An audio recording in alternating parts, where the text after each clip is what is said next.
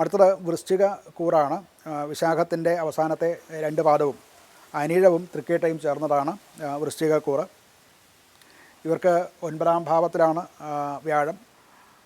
എല്ലാം കൊണ്ടും പല തരത്തിലുള്ള ഭാഗ്യങ്ങൾ, അതായത് പ്രവൃത്തി ചെയ്തിട്ട് അതിൻ്റെ ഫലം നിർഭാഗ്യം മൂലം ഇത്രയും നാൾ കിട്ടാതിരുന്നതൊക്കെയും കിട്ടാവുന്ന ഒരു കാലമാണ്.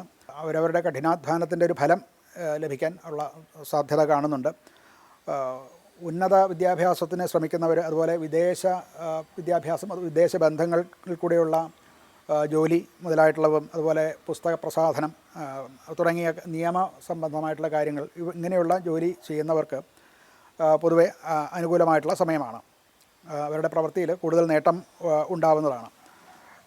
എന്നാൽ ബുധൻ വക്രത്തിലാണ്. അത് അഷ്ടമഭാവത്തിൽ നിൽക്കുന്നതുകൊണ്ട് ഈ നികുതി സംബന്ധമായിട്ടുള്ളത്, ഇൻഷുറൻസ്, ഇൻകം ടാക്സ് മുതലായിട്ടുള്ള കാര്യങ്ങൾ, അതുപോലെ രേഖ സംബന്ധമായിട്ടുള്ള കോടതി കാര്യങ്ങൾ, വ്യവഹാരങ്ങൾ, ഇതൊക്കെ വളരെ സൂക്ഷിച്ച് കൈകാര്യം ചെയ്യേണ്ടതാണ്. ചില തിരുത്തലുകളോ അല്ലെങ്കിൽ അശ്രദ്ധയോടുകൂടി ചെയ്യുന്നത് കാര്യങ്ങളെ കൊണ്ട് ചില പ്രശ്നങ്ങൾ നമ്മുടെ ജീവിതത്തിൽ സംഭവിക്കാൻ സാധ്യതയുണ്ട് എന്ന് പ്രത്യേകം ശ്രദ്ധിക്കേണ്ടതാണ്. പരസ്പര വിശ്വാസത്തോടു കൂടി വേണം പാർട്ട്നേഴ്സും ഒക്കെ ആയിട്ടുള്ള, അല്ലെങ്കിൽ ഒന്നിച്ച് ജോലി ചെയ്യുന്നവരുമൊക്കെ ചെയ്യാൻ.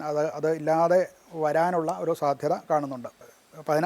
സൂര്യൻ 9ലേക്ക് വരികയും കൂടി ചെയ്യുമ്പോൾ ചില മുടങ്ങിക്കിടക്കുന്ന കാര്യങ്ങളൊക്കെ ഇവർക്ക് സാധിച്ചെടുക്കാൻ സാധിക്കുന്നതാണ്. ധനപരമായിട്ട് പാരമ്പര്യ സ്വത്ത്, അതുപോലെ ഇൻഷുറൻസിൽ നിന്ന് കിട്ടേണ്ട ധനം, ദീർഘകാലമായിട്ടുള്ള നിക്ഷേപം, ഇതിൽ ഒരു പുരോഗതി ഒക്കെ കാണിക്കുന്നുണ്ട്.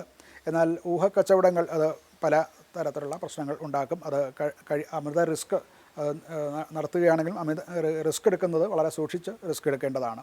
ആരോഗ്യപരമായിട്ട് ചില വയറ് സംബന്ധമായിട്ടുള്ള ചില രോഗങ്ങളും ഒക്കെ ഉണ്ടാകാൻ ചില ഫുഡ് പോയ്സൺ മുതലായിട്ടുള്ള കാര്യങ്ങൾ, പ്രത്യേകിച്ച് യാത്രയ്ക്കിടയ്ക്ക് ഉണ്ടാകാവുന്ന ഫുഡ് പോയ്സണുമൊക്കെ ശ്രദ്ധിക്കേണ്ടതാണ്. അങ്ങനെയുള്ള രോഗങ്ങൾ വരാൻ സാധ്യത കാണുന്നുണ്ട്. കുടുംബത്തിൽ ഗുരുസ്ഥാനീയരായിട്ടുള്ളവരുടെ, അതുപോലെ മാതാപിതാക്കന്മാരുടെയൊക്കെ അനുഗ്രഹം കിട്ടുന്ന കാലമാണ്. തീർത്ഥയാത്രകൾ, അതുപോലെ തന്നെ കുടുംബത്തിലുള്ളവരെല്ലാവരും ഒന്നിച്ച് ചില ആത്മീയ കാര്യങ്ങൾ, ഇതൊക്കെ നടക്കാൻ സാധ്യത കാണുന്നുണ്ട്.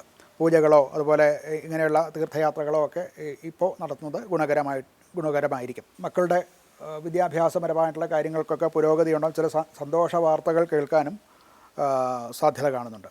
ഇവർക്ക് ഒരു പരിഹാരം എന്നുള്ള നിലയ്ക്ക് ശിവപഞ്ചാക്ഷരം നിത്യേന ജപിക്കുന്നത് വളരെ നല്ലതാണ്.